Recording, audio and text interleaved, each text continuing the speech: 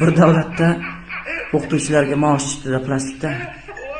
O'qituvchi rosa xursand bo'lib, plastikni pul qildirib uyiga qaytayotsa, avtobusda pulini o'g'irlabdi-da. Shunda konduktor kelib o'qituvchidan pul so'rabdi. Haligi o'qituvchi u yoq bu yoq cho'ntaklarni qarasa, pul yo'q.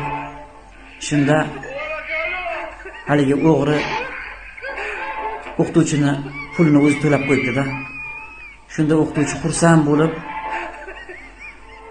haligi o'g'rini duo qilgan ekan. Iloyim, yurtimizda senga o'xshagan insonlar ko'paysin deb. Shundan keyin hamma unga qo'shilib uni duo qilibdi. Shu bilan yurtda